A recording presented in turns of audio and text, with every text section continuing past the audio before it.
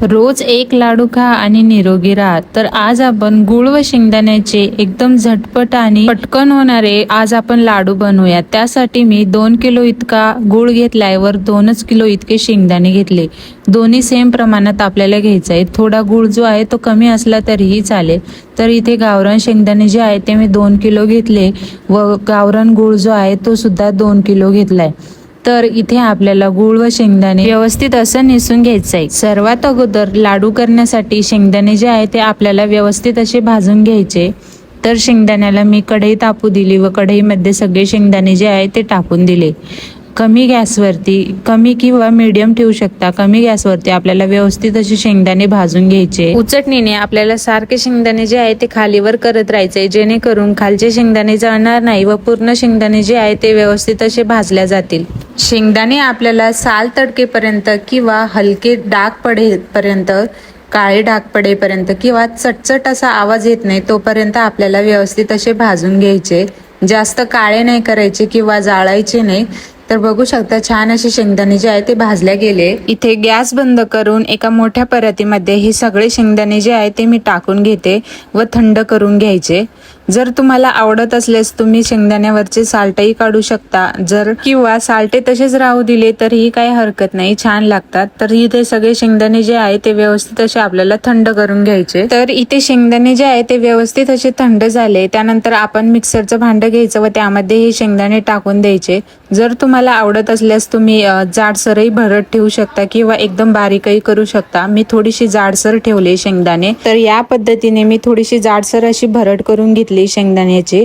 तर सगळे शेंगदाणे जे आहे ते मिक्सरला फिरवून झाल्यानंतर थोडीशी जाडसर ठेवल्यानंतर तुम्हाला आवडत असल्यास तुम्ही बारीकही करू शकता एकदम। मी थोडीशी जाडसर ठेवली आहे। आता आपला शेंगदाण्याचा कूट जो आहे तो रेडी आहे। तर चला आपण आता पुढची तयारी करून घेऊ। गॅसवरती कढई ठेवली व कढईमध्ये 2 चमचे इतकं आपल्याला तूप टाकायचं। त्यानंतर जेवढा गूळ घेतलेला होता तेवढा सगळा आपल्याला कढईमध्ये टाकून घ्यायचा।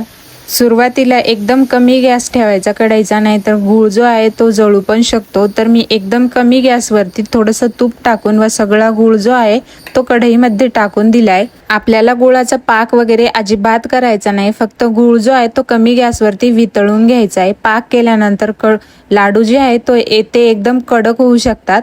तर फक्त लाडू नरम होण्यासाठी आपल्याला गूळ जो आहे तो अगदी कमी गॅसवरती व्यवस्थित असा वितळून घ्यायचा आहे। तर मी इथे एकदम कमी गॅसवरती हळूहळू गूळ जो आहे तो व्यवस्थित असा वितळून घेते। तर बघू शकता एकदम कमी गॅसवरती व्यवस्थित असा आपण फक्त गूळ वितळून घ्यायचा आहे।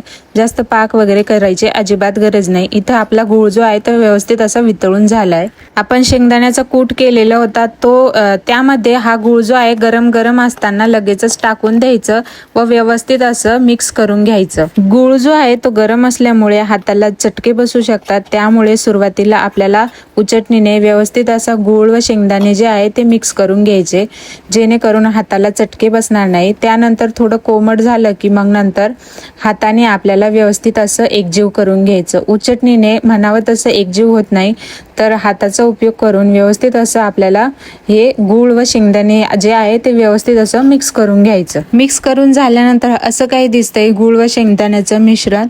तर याचे आपल्याला छोटे छोटे बॉल्स बनवून घ्यायचे, म्हणजे लाडू बनवून घ्यायचे। तुम्हाला मोठे हवे असल्यास मोठेही बनवू शकता। तर मी इथे एकदम छोटे छोटे असे लाडू बनवून घेते। आजचा व्हिडिओ तुम्हाला कसा वाटला मला कमेंटमध्ये नक्की सांगा। व्हिडिओ आवडल्यास व्हिडिओला लाईक करा, चॅनलला नक्की सबस्क्राईब करा आणि कमेंटमध्ये नक्की सांगा कसे वाटले लाडू। पुढची रेसिपी कशावर बनवायची हेही मला कमेंटमध्ये नक्की सांगा। शेवटचा लाडू सुद्धा अगदी व्यवस्थित असा बांधला जातोय, अजिबातही कोरडं वगैरे झालेलं नाहीये। तर बघू शकता व्यवस्थित असा शेवटचा लाडू सुद्धा बांधला गेलाय। या पद्धतीने भरपूर असे 2 किलोचे लाडू जे आहे ते तयार झाले। खायला सुद्धा नरम आणि चवीला सुद्धा एकदम भारी लागतात हे लाडू। रोज सकाळी एक लाडू खायचा। आजचा व्हिडिओ तुम्हाला कसा वाटला मला कमेंटमध्ये नक्की सांगा। व्हिडिओला लाईक करा, शेअर करा आणि चॅनलला नक्की सबस्क्राईब करा। भेटूयात पुढच्या व्हिडिओमध्ये, तोपर्यंत बाय।